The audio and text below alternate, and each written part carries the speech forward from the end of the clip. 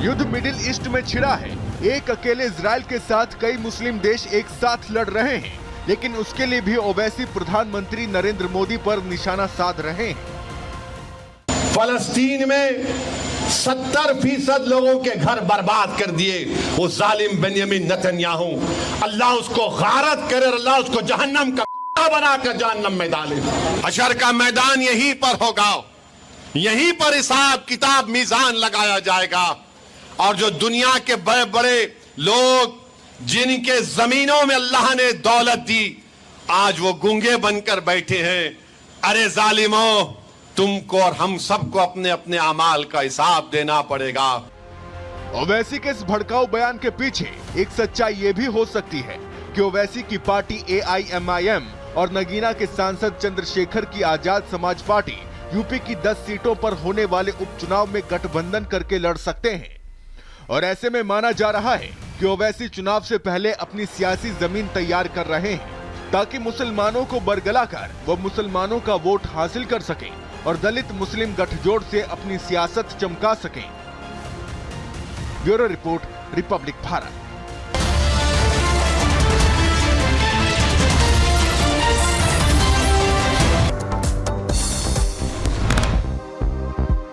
नोएडा की एक सोसाइटी में लिफ्ट में 6 बच्चियों समेत 9 लोग फंसे। कन्या पूजन के बाद अपने घर लौट रही थी बच्चियां।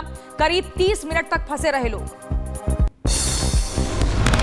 उत्तर प्रदेश के महाराजगंज में दुर्गा पंडाल के दौरान हंगामा, 2 पक्षों के बीच हुई झड़प। मुस्लिम समुदाय के लोगों पर दर्ज किया गया मुकदमा। उत्तर प्रदेश के जौनपुर में हंगामा, नगर पंचायत कार्यालय परिसर में सभासद और ठेकेदारों के बीच झड़प। सोशल मीडिया पर वायरल हुआ वीडियो। देश भर में विजयदशमी की धूम, रांची में रावण दहन की तैयारी पूरी। मैदान में लगाया गया रावण का पुतला। उत्तर प्रदेश के बुलंदशहर में महाकाली की शोभा यात्रा के दौरान हादसा, ट्रैक्टर ट्रॉली की चपेट में आकर एक मासूम बच्चे की मौत। मामले की जांच में जुटी पुलिस। विजयदशमी के मौके पर सीएम योगी ने गोरखनाथ मंदिर में की पूजा अर्चना, बाबा की आरती कर आशीर्वाद लिया। राष्ट्रपति द्रौपदी मुर्मू ने देशवासियों को दी विजयदशमी की शुभकामनाएं। पोस्ट कर लिखा, ये त्योहार सत्य और सदाचार के मूल्यों पर हमारे विश्वास का प्रतीक।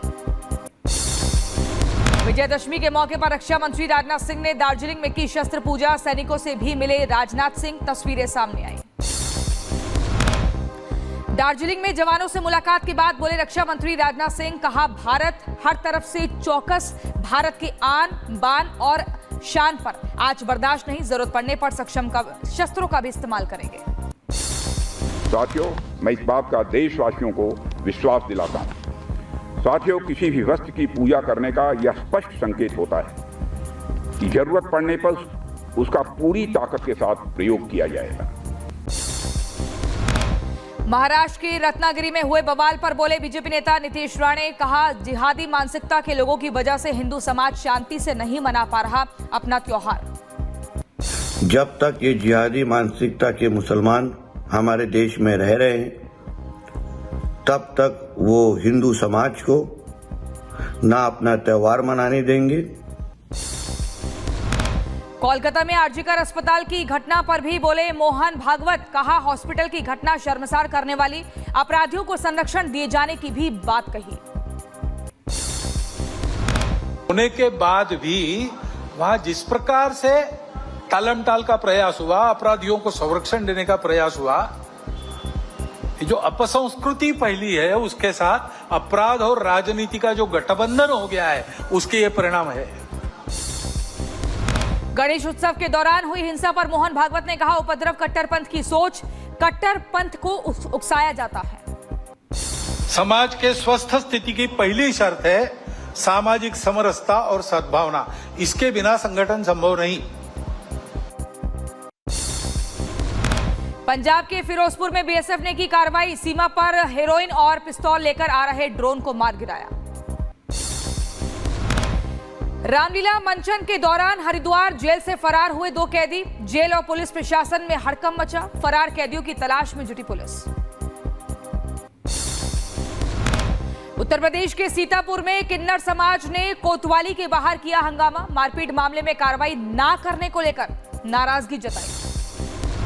उत्तर प्रदेश के बलिया में सड़कों पर रहने को मजबूर हुए बाढ़ पीड़ित नहीं मिला अभी तक कोई सरकारी आवास, लोगों ने सरकार से मदद मांगी। अमेरिका के फ्लोरिडा में बवंडर का कहर, तूफान की वजह से हुआ काफी नुकसान, भयानक तूफान का वीडियो आया सामने। फ्लोरिडा में तूफान मिल्टन को लेकर अलर्ट मोड पर सरकार, क्लियर वाटर में एक अपार्टमेंट को कराया गया खाली, तूफान की वजह से नहर में पानी बढ़ने के बाद फैसला लिया गया। फ्लोरिडा में तूफान मिल्टन ने बरपाया कहर, तूफान से हुए नुकसान की मरम्मत कर रहे स्थानीय निवासी, तेज हवाओं की वजह से तटीय समुदाय तहस नहस हुए। मिल्टन तूफान से फ्लोरिडा में भारी तबाही, कई शहरों में तूफानी लहरों का कहर, कई घर तबाह हुए। तूफान आने से पहले कई लोगों को सुरक्षित जगहों पर पहुंचाया गया। अमेरिका में दिखा अद्भुत नजारा, कई रंगों में नजर आया आसमान। आपको बता दें, नॉर्दर्न लाइट्स की वजह से दिखी नेचर की सुंदर तस्वीरें।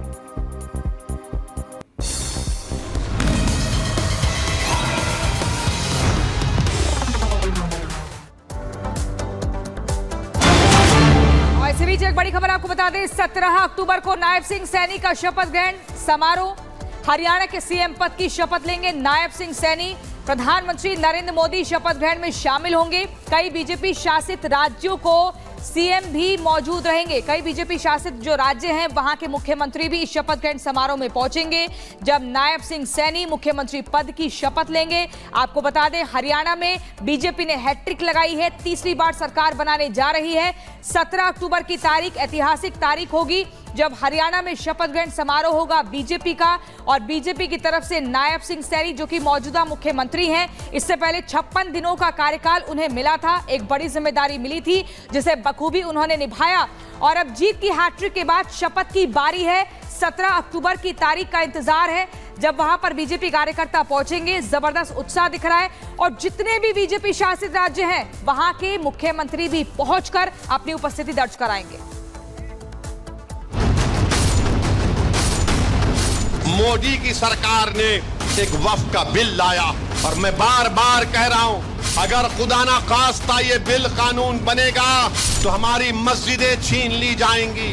हम एक मस्जिद को खो चुके हैं मोदी, अब कोई मस्जिद